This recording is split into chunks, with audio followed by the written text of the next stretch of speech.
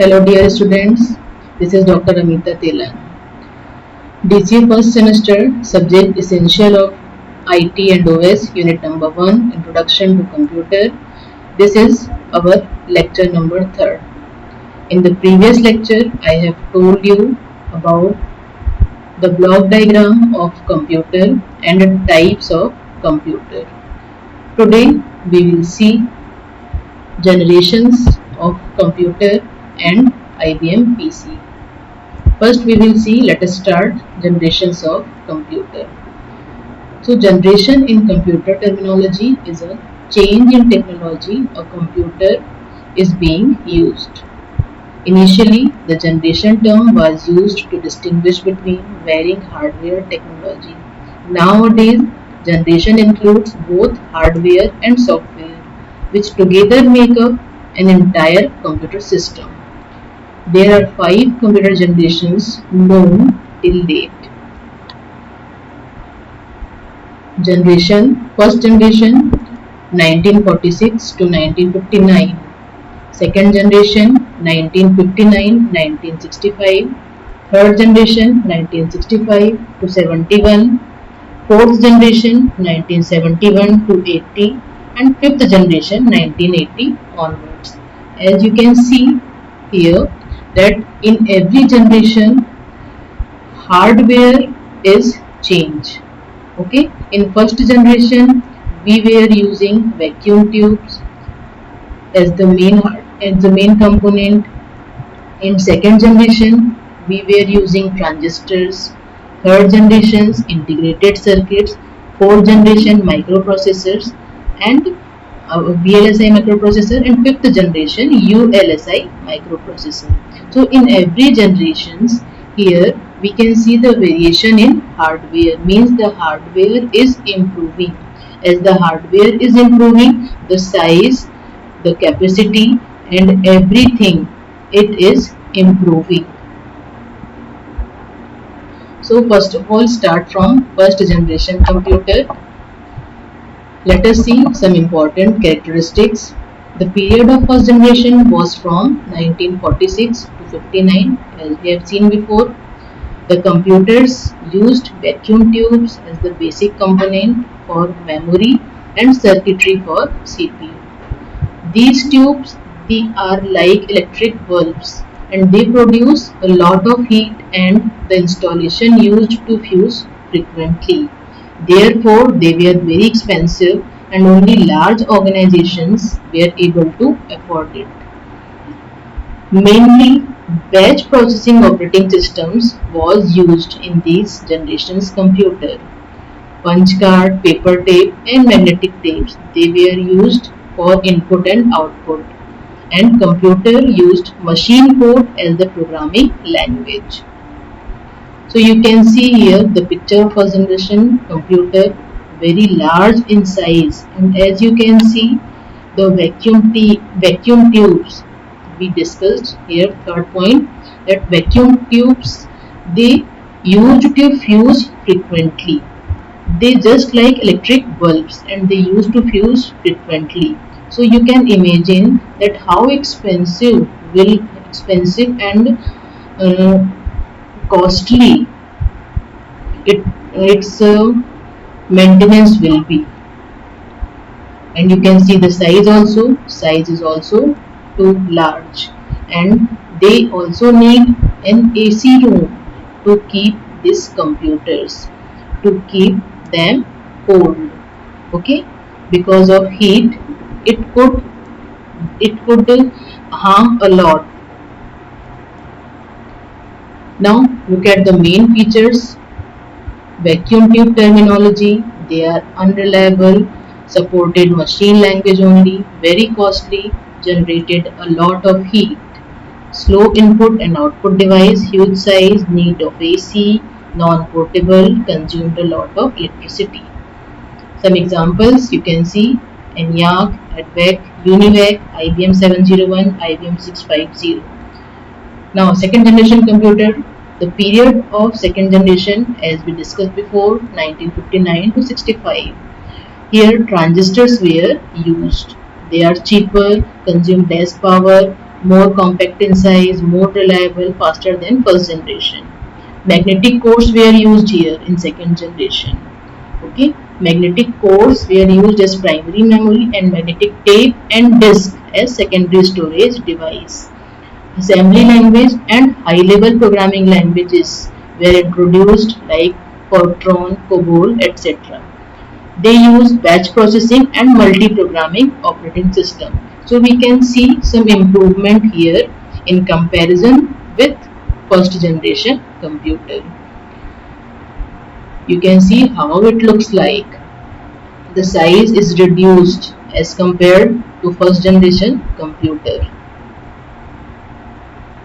Features: use of transistors, reliable in comparison to first generation, small size, generated less heat, consumed less electricity, faster than first generation, very costly, AC required, and supported machine and assembly languages. So we can see some improvement here.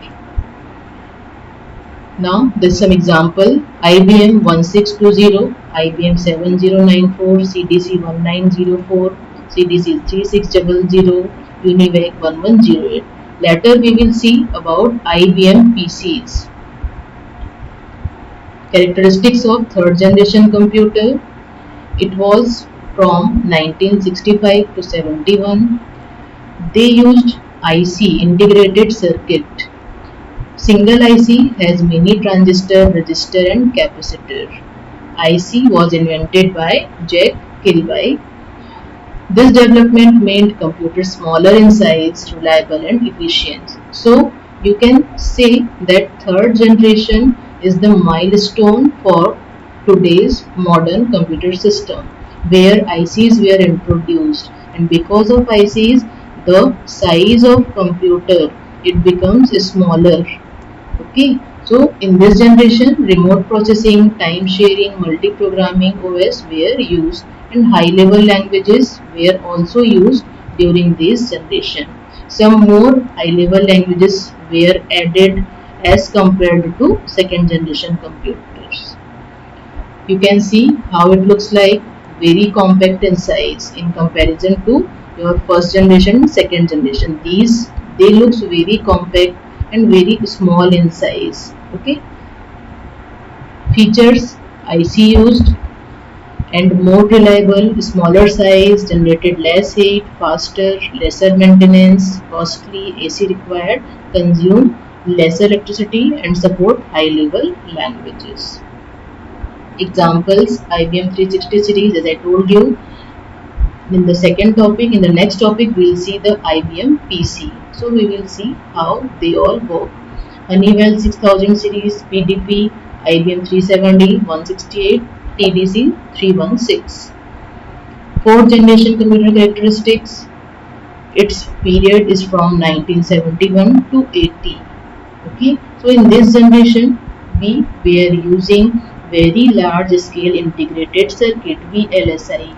In short, we'll say that VLSI circuit having about 5000 transistors and other circuit elements with their associated circuit on a single chip. So you can imagine that on a single chip they include 5000 transistors and other circuit elements also. So obviously the size of these computer become more compact here. Okay, because every possible thing we can think about it is now in a single chip. So as a result it gave rise to PC revolution. In this generation, time sharing, real time network, distributed OS were used, and all the high level languages they also used in this generation.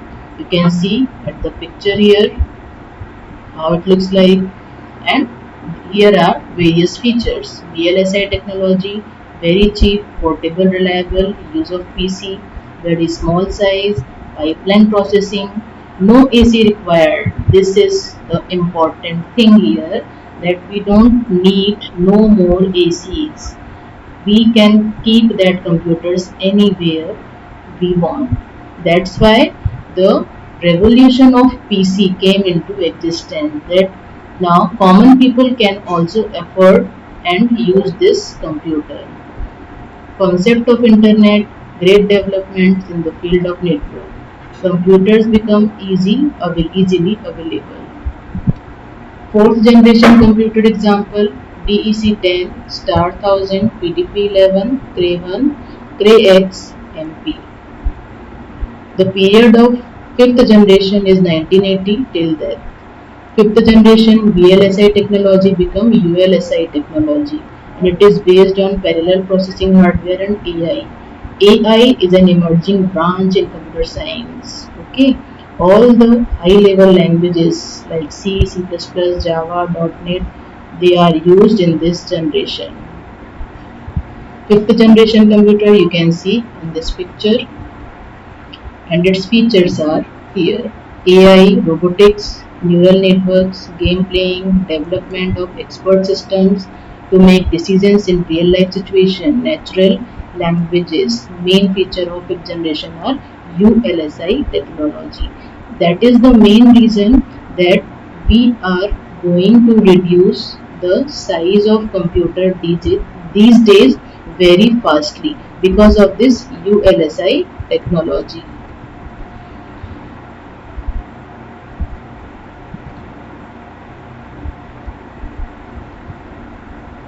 Some more important and interesting features of fifth generation computer: development of true artificial intelligence, development of natural language, advancement in parallel processing, advancement in superconductor technology, and more user-friendly interface with multimedia feature, availability of very powerful and compact computers at cheaper rate. Examples: desktop, laptop, notebook, ultrabook, Chromebook. Okay, so you can see here. In our next lecture, we will see the IBM PC.